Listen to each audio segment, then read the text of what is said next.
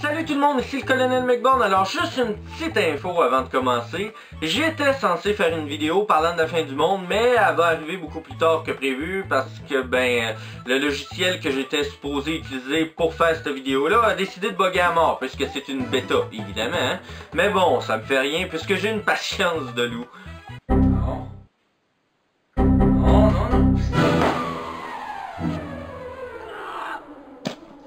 Donc je fais cette vidéo là à la place en attendant que je trouve le moyen de corriger le problème. Et aujourd'hui j'ai décidé de partager avec vous mon top 5 des meilleurs méchants que je trouve les plus originaux. Oui, dans le fond, je change carrément de sujet. Il y a des tonnes de méchants, que ce soit dans les livres, les films et les jeux vidéo. Certains de ces personnages ont été créés pour être appréciés et d'autres méchants qu'on dirait que les créateurs ont fait exprès pour qu'ils soient pas du tout charismatiques. Comme exemple, si vous me dites que les méchants des films Les Sacrifiés sont ultra originaux, ça veut probablement dire que vous connaissez pas beaucoup de personnages fictifs puisque la plupart sont des copies d'autres méchants. Donc je vous ai fait une petite liste de mes meilleurs méchants que je trouve les plus originaux et j'espère que vous allez trouver que j'ai du goût car aucun de ces bad guys sont là pour conquérir le monde. Ils ont tous un but, ou presque, vous allez comprendre quand je serai rendu au numéro 1 de ma liste. Top 5. Et oui, ce personnage qui n'a pas du tout de nez doit certainement être fatigué un petit peu de pouvoir respirer par la bouche seulement. Il est surtout le frère de Michael Jackson. Ouais, bon, ok. Son apparence est assez cool, mais c'est surtout son but qui fait que je le trouve original. Il est une version différente d'un homme raciste, puisque celui-ci n'aime pas les humains normaux. Il se bat pour se débarrasser des sorciers venant de parents moldus. C'est ça que je trouve original. Et Gollum semble être d'ailleurs son fils. Oui, je sais, cette blague ne vient pas de moi, mais j'adore trop la ressemblance. En parlant de lui, Gollum est en 4e place. Et oui, notre cher Gollum se retrouve en 4e place. D'habitude, les personnages qui ont un syndrome de personnalité multiple m'attirent pas tant que ça, mais celui-là, c'est l'exception. On comprend que l'anneau de Sauron l'a rendu fou. Il était un hobbit et il a muté pour devenir je sais pas trop quoi en fait, on dirait un anorexique drogué qui a le cancer. Mais bon, ce personnage-là est très original et il a été dans le record Guinness du personnage le plus beau fait par ordinateur. Genre la beauté des détails là, pas l'apparence. Ça m'étonnerait qu'il finisse par sortir avec Jessica Alba.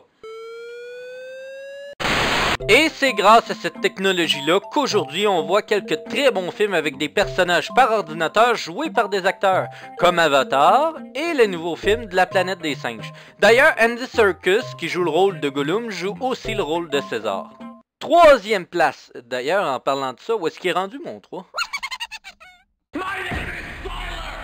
Sylar est en 3e position car il ressemble à un tueur comme les autres à première vue, mais en fait il tue simplement pour voler le pouvoir des autres. Il a essayé d'arrêter à plusieurs reprises, mais avoir plus de pouvoir est comme une drogue pour lui. Et attention comment il vole le pouvoir des autres, cœur sensible s'abstenir.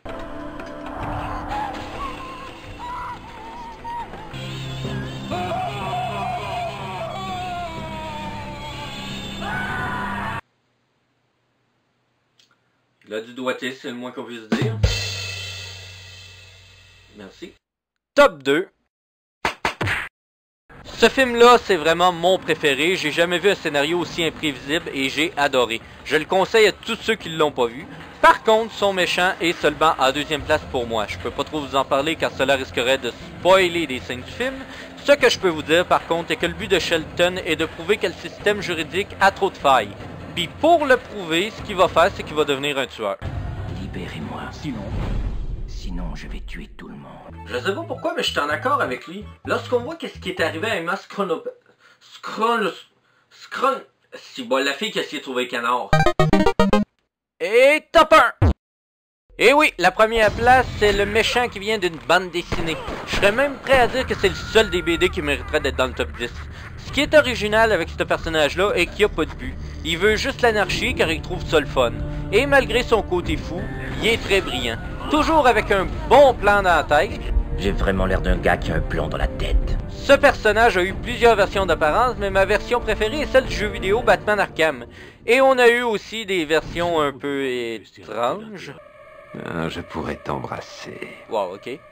Petite info, il paraît que le rôle du Joker est maudit. Ça a l'air que Jack Nicholson a changé après avoir joué le rôle, tandis que pour Heath Ledger, lui, il s'est suicidé peu de temps après avoir joué le rôle. C'est plutôt dommage parce qu'il a été le meilleur. Mais personnellement, moi, je crois pas vraiment à cette malédiction-là. Il n'y a pas seulement eu ces deux acteurs-là qui ont joué le rôle du Joker. César Romero a joué le rôle dans les années 60 et il a vécu jusqu'en 1994. Bon ok, c'est vrai qu'aujourd'hui on peut penser que le rôle n'était pas aussi psychopathe qu'aujourd'hui. Ensuite, Mark Hamill a fait la voix du Joker de 1990 à 2011. Il a gardé ce rôle pendant 21 ans pour presque tous les animés et les jeux vidéo de Batman. En 21 ans, il est jamais devenu fou pourtant là. Et il est encore en vie aujourd'hui, donc pour ce qui est de cette malédiction, on repassera. Why should I care? Because now, there's a teeny little bit of me in you too, Bats. Et aujourd'hui, c'est Troy Baker qui le remplace et après un jeu vidéo et un film animé, il semble être encore en bonne santé. Top 0! Attendez, quoi? Oui, il y a un top 0. Son nom l'indique, c'est le méchant qui est un 0, celui qui est le moins original. Et le méchant à avoir la pire classification pour moi est... roulement de tambour? Et oui, la série La Porte des Étoiles a eu d'énormes bad guys, mais il y en a un là-dedans que j'ai trouvé extrêmement ennuyeux. À tel point que je trouvais que la politique québécoise était pas si mal à côté de ça. On a vu ce personnage 2 fois seulement, mais c'est déjà trop. Son but est de se faire des amis avec une sorte de filtre d'amour. Il se fait passer pour un héros alors qu'il a rien foutu de sa vie, mais quand c'est rendu qu'une série de science-fiction doit utiliser un filtre d'admiration, les scénaristes commencent à manquer d'imagination. Je viens tout faire une rime, moi là? Mais sérieux, voir tout le monde de la série aimer ce personnage-là, ça rend le scénario ultra ridicule. Et tout le village. Vraiment? Je vous donne un exemple. Voici Beckett. Il est docteur et il est censé être un des personnages les plus sérieux de la série. Et attention, comment il est sous l'influence de Lucius? Aïe! Mais où est votre bon sens? Vous n'avez pas été exposé aussi longtemps, alors voilà ce qu'on va faire.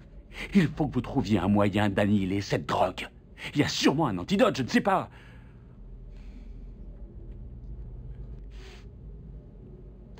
Mais il a besoin de moi.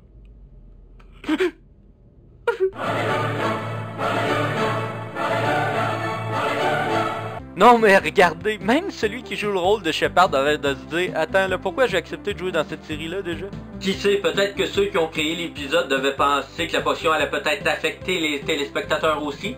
Bref, il y a une morale dans cette histoire-là. Pour qu'un film soit bon, il faut pas simplement avoir un bon héros.